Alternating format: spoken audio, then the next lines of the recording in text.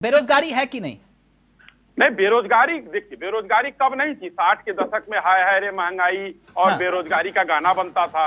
और अच्छा, 2014 से लेकर, आपने कहा आंकड़ों का जिक्र करिएगा, 2014 से लेकर 2022 कुल मिलाकर 22 करोड़ 5 लाख युवाओं ने आवेदन की। इसमें से नौकरी मिली 7,22,000 को, यानी कि अगर मैं फीसदी देखूं तो वो 0.33% आंकड़ा बैठता है। और एक नौकरी के लिए इस हिसाब से 305 दावेदार, प्रति वर्ष औसतन 90,000 की नौकरी भी केंद्र में नहीं लगी। तिलक जी, आप लोग जो है देखिए, एक अच्छे और मूर्धन्य पत्रकार हैं आप, मैं मानता हूं इस चीज को, और सभी विषयों पर जानकारी आप रखते हैं, मगर नौकरी को इस देश में 140 करोड़ के देश में सिर्फ आप सरकारी नौकरी से क्यों जोड़ते हैं? और जो 9 लाख से ज्यादा पद खाली पड़े केंद्र में, वो क्यों आप जो है, जो मैंने अभी आपने एकदम से इसको किनारे कर दिया और आप सिर्फ सरकारी नौकरी की बात करेंगे तो वो अलग बात है। नहीं, 4 में से 3 स्टार्टअप तो बंद ही हो जाते हैं ना। स्टार्टअप की अगर बात करें तो पूरे देश में 4.5 करोड़ सरकारी नौकरी है, कितनी बात करेंगे आप? और जो 9 लाख पद खाली पड़े हैं केंद्र में, वो भरे जा रहे हैं। हमारे सांसद, हमारे प्रधानमंत्री भरे गए सर?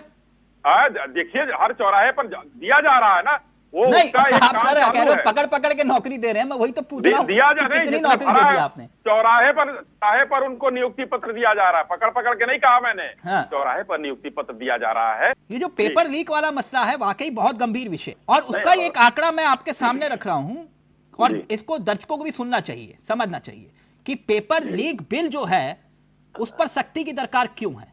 7 साल में 70 पेपर लीक हुए हैं। 1.5 करोड़ छात्रों पर इसका सीधा असर पड़ा है कि 3 करोड़ छात्र हर साल परीक्षा की तैयारी करते हैं, और प्रतियोगी छात्र एक साल में 2 लाख रुपए बर्बाद कर देता है। खर्च के हिसाब से बात कर रहा हूं जब पेपर लीक होता है। संगतियां हैं, उनको दूर करने का काम तो हम लोग कर ही रहे हैं। अब आवश्यकता थी, अब इसके बावजूद अगर पेपर लीक होता है तो उनकी धृष्टता और सरकार की वो पकड़कर उनको अंदर कराने का काम, ये इम्प्लीमेंट करने का काम जब तेजी से किया जाएगा तो ज्यादा बेहतर होगा। पिछले 5 साल में देश भर में भर्तियों की बात कर रहा हूं, 41 लगभग जो है परीक्षाएं, पेपर जो हैं वो लीक हुई हैं, और 1.5 करोड़ बच्चों का भविष्य अगर अधर में लटकता है, दोबारा परीक्षाएं होती हैं और परीक्षाओं में देरी होती है, करोड़ों रुपया खर्च होता है, कहीं ना कहीं शिक्षा माफिया जो हैं वो हावी तो है, ये तो सच है। अगर पेपर लीक हो रहे हैं तो ये तो मानेंगे ना आप, शिक्षा माफिया है, एकदम है ना सर? और शिक्षा माफियाओं का नेटवर्क भी होगा। अगर ये शिक्षा माफियाओं का नेटवर्क चल रहा है, और मैं तो इसको मानता हूं कि वाकई में ये विशुद्ध काला धन है।